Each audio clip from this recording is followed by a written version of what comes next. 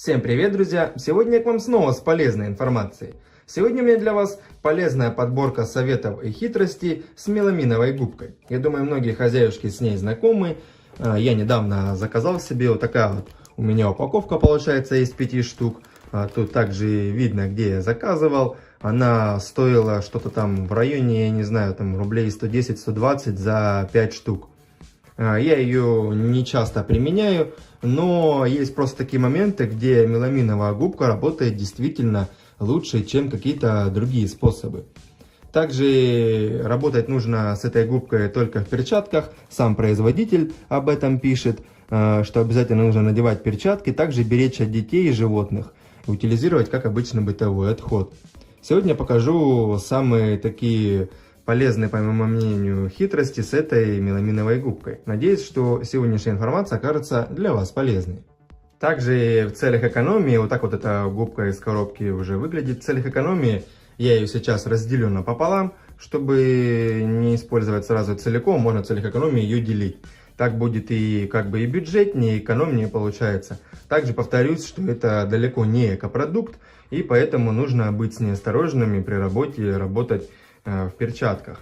Но я не буду работать, не очень люблю перчатки, поэтому я вот так вот ее сейчас разрежу. И вот у меня есть тряпочка, я вот таким образом просто ее возьму и уже покажу, где я ее обычно применяю. Итак, меламиновую губку я применяю, допустим, для очистки обуви с белой подошвой. То есть такую вот белую обувь беру, у меня вот тут видно, я думаю, что есть такие вот проблемные места. Вот здесь вот, естественно, белая подошва, чуть выйдешь на улицу, пыль, и, естественно, сразу грязная подошва становится.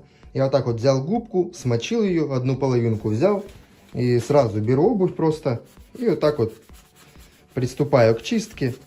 Просто ее мочим, ничего дополнительного не нужно делать. Намочили, и сразу можно приступать к чистке. Эта губка так и работает без всяких лишних средств.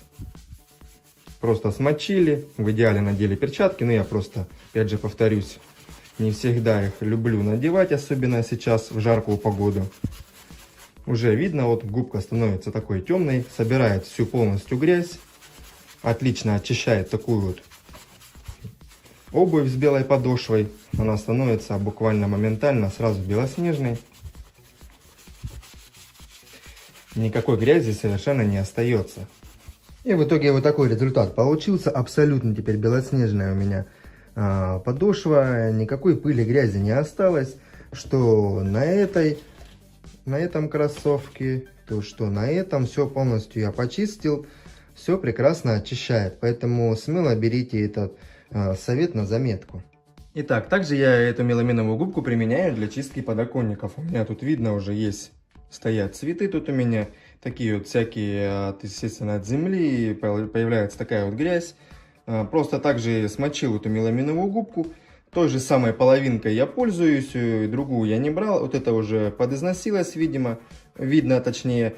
И все, также я ее смочил, в эту беру тряпочку, без перчаток, так как мне так удобнее, и сразу приступаю к чистке вот этой грязи, также опять же без каких-либо дополнительных средств. Эта губка и так прекрасно все чистит.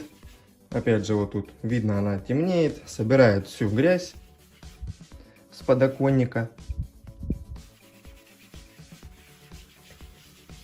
И он становится буквально на глазах сразу чистенький, белоснежненький. Буквально тут за каких-то пару минут можно очистить подоконник. Вот такой у меня в итоге получился результат. Теперь у меня подоконник прям сияет чистотой, значительно прям побелел. И еще даже эта губка осталась, скажем так, живая, то есть она еще не износилась, не порвалась сильно. Можно даже еще куда-нибудь ее применить. Она только так запачкалась, потемнела от грязи на подоконнике. Поэтому можете смело брать эту хитрость тоже себе на заметку с подоконником. То есть, как видите, тоже буквально пару минут и все готово. Вот такими хитростями хотел сегодня с вами поделиться. Конечно, это не все применения этой губки. Ей можно пользоваться гораздо, то есть в больших случаях. И на кухне убирать можно, допустим.